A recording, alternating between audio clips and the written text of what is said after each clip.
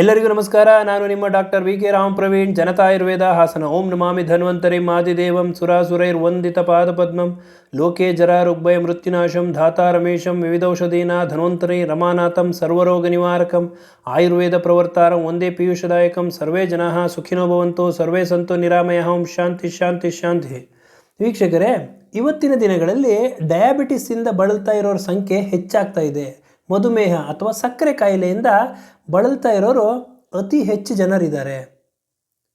ಆದರೆ ಈ ಶುಗರ್ನ ಅವರು ಕಂಟ್ರೋಲ್ ಮಾಡ್ಕೊಂಡಿದ್ರೆ, ಹತೋಟಿಯಲ್ಲಿ ಇಟ್ಕೊಂಡಿದ್ರೆ, ಆಯುರ್ವೇದ ಔಷಧಿ ಇರಬಹುದು, ಈ ಅಲೋಪತಿ ಔಷಧಿ ಇರ್ಬೋದು, ಹೋಮಿಯೋಪತಿ ಔಷಧಿ ಇರ್ಬೋದು, ಯಾವುದೇ ಒಂದು ಪದ್ಧತಿಯ ಔಷಧಿನಾದರೂ ತಗೊಂಡು ಆಹಾರ ವಿಹಾರದಲ್ಲಿ ಸರಿಯಾಗಿದ್ದು ಶುಗರ್ ಕಂಟ್ರೋಲಲ್ಲಿತ್ತು ಅಂತಂದರೆ ಅವರು ಎಲ್ಲರಂತೆ ಸಾಮಾನ್ಯರಂತೆ ಆರೋಗ್ಯದಿಂದ ತಮ್ಮ ಜೀವನ ನಡೆಸ್ಬೋದು.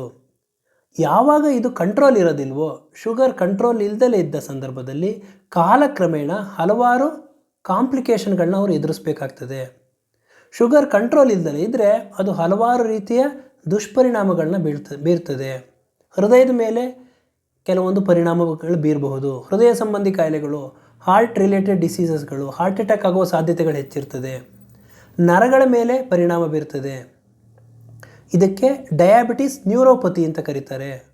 ನರಗಳು ಡ್ಯಾಮೇಜ್ ಆಗ್ತಕ್ಕಂಥದ್ದು, ನರ್ವ್ಸ್ ಡ್ಯಾಮೇಜ್ ಆಗಬಹುದು, ಕೈಕಾಲುಗಳಲ್ಲಿ ಉರಿ ಬರಬಹುದು, ಸೂಜಿಲಿ ಚುಚ್ಚಿದಂಥ ಅನುಭವ. ಒಬ್ಬೊಬ್ಬರು ಹೇಳ್ತಿರ್ತಾರೆ, ಸಾರ್ ಬೆಂಕಿಲಿ ಹಾಕ್ದಂಗೆ ಆಗ್ತದೆ, ಕಾಲನ್ನ ಕೆಂಡ ಹಾಕ್ದಂಗೆ ಆಗ್ತದೆ ಅಂತ ಹೇಳ್ತಿರ್ತಾರೆ. ಅಂದರೆ ಅಷ್ಟು ಅವ್ರಿಗೆ ಉರಿ ಇರ್ತದೆ. ಯಾಕೆಂದರೆ ನರಗಳು ಡ್ಯಾಮೇಜ್ ಆಗಿರ್ತದೆ. ಇನ್ನು ಕೆಲವರಿಗೆ ನರಗಳ ದೌರ್ಬಲ್ಯ ಆಗಿರ್ತದೆ.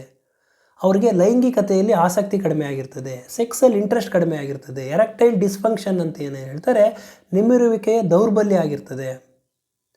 ಈ ಥರ ಒಂದು ನರಗಳ ಮೇಲೆ ಪರಿಣಾಮ ಬೀರೋದ್ರಿಂದ ಇದಕ್ಕೆ ಡಯಾಬಿಟಿಸ್ ನ್ಯೂರೋಪತಿ ಅಂತ ಕರೀತಾರೆ. ಇನ್ನು ಯಾವಾಗ ಶುಗರ್ ಕಂಟ್ರೋಲ್ ಇರೋದಿಲ್ವೋ ಕಾಲಕ್ರಮೇಣ ಅದು ಕಣ್ಣಿನ ಮೇಲೇನೂ ಪರಿಣಾಮ ಬೀರ್ತದೆ.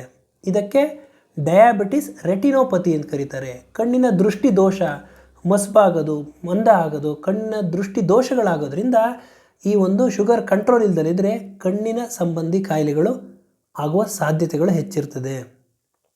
ಇನ್ನು ಕಿಡ್ನಿ, ಮೂತ್ರಪಿಂಡಗಳ ಮೇಲೆ ಪರಿಣಾಮ ಬೀರ್ತದೆ. ಕಾಲಕ್ರಮೇಣ ಶುಗರ್ ಕಂಟ್ರೋಲ್ ಇಲ್ಲದಲೇ ಇದ್ದರೆ ಅದು ಕಿಡ್ನಿಗಳ ಮೇಲೆ, ಮೂತ್ರಪಿಂಡಗಳ ಮೇಲೆ ಪರಿಣಾಮ ಬೀರ್ತದೆ. ಮೂತ್ರಪಿಂಡದಲ್ಲಿರ್ತಕ್ಕಂತಹ ಬ್ಲಡ್ ವೆಸಲ್ಸ್, ಸ್ಮಾಲ್ ಬ್ಲಡ್ ವೆಸಲ್ಸ್ಗಳು, ರಕ್ತನಾಳಗಳನ್ನ, ಸಣ್ಣ ಸಣ್ಣ ರಕ್ತನಾಳಗಳನ್ನ ಡ್ಯಾಮೇಜ್ ಮಾಡ್ತದೆ.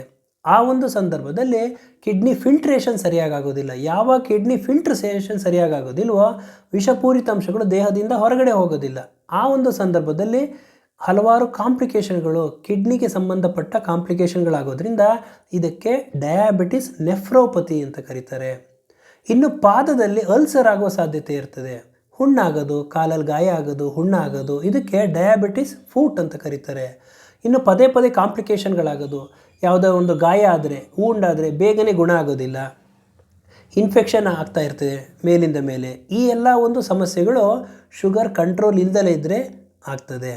ಇವತ್ತಿನ ಈ ಒಂದು ಸಂಚಿಕೆಯಲ್ಲಿ ಡಯಾಬಿಟಿಸ್ ನೆಫ್ರೋಪತಿ, ಕಿಡ್ನಿಗಳ ಮೇಲೆ ಡಯಾಬಿಟಿಸ್ ಕಂಟ್ರೋಲ್ ಇಲ್ಲದಲೇ ಇದ್ದಾಗ ಯಾವ ರೀತಿ ತೊಂದರೆಗಳು ಕಾಣಿಸ್ಕೊಳ್ತದೆ, ಆ ತೊಂದರೆ ಕಾಣಿಸ್ಕೊಳ್ಳೋಕ್ಕಿಂತ ಮುಂಚೆ ಯಾವ ಸೂಚನೆಗಳನ್ನ ಮುನ್ನೆಚ್ಚರಿಕೆಯಾಗಿ ತೋರಿಸ್ತದೆ ಅನ್ನೋದನ್ನು ಇವತ್ತಿನ ಸಂಚಿಕೆಯಲ್ಲಿ ತಿಳಿಸ್ಕೊಡ್ತೀನಿ. ಇದನ್ನು ತಿಳ್ಕೊಂಡು ತಜ್ಞ ವೈದ್ಯರನ್ನು ಭೇಟಿಯಾಗಿ ಅವರ ಸೂಕ್ತ ಸಲಹೆ ಸೂಚನೆಯನ್ನು ತಗೊಂಡು ಔಷಧೋಪಚಾರಗಳನ್ನ ಮಾಡಿಕೊಂಡ್ರೆ ನೀವು ಕಾಂಪ್ಲಿಕೇಶನ್ ಆಗೋದನ್ನು ತಡೆದು ಆರೋಗ್ಯದಿಂದ ಇರ್ಬೋದು ಅನ್ನೋದು ನನ್ನ ಉದ್ದೇಶ. ಮೂತ್ರ ವಿಸರ್ಜನೆ ಮಾಡಬೇಕಾದ್ರೆ ನೀವು ಟಾಯ್ಲೆಟಲ್ಲಿ ಮೂತ್ರ ವಿಸರ್ಜನೆ ಮಾಡಬೇಕಾದ್ರೆ ಹೆಚ್ಚಾಗಿ ನೊರೆ ಥರ ಬರ್ತದೆ. ಮೂತ್ರ ವಿಸರ್ಜನೆಯಲ್ಲಿ ಯಾವಾಗ ನೊರೆ ಥರ, ಫ್ರೋತಿ ಯೂರಿನ್ ಅಂತ ಕರೀತಾರೆ, ನೊರೆಗಳು ಜಾಸ್ತಿ ಬರ್ತದೋ, ನೊರೆ ಥರ ಇರ್ತದೋ, ಇದು ಕಿಡ್ನಿ ಮೇಲೆ ಪರಿಣಾಮ ಬೀರ್ತಿದೆ ಅನ್ನುವ ಮೊದಲ ಒಂದು ಸೂಚನೆ.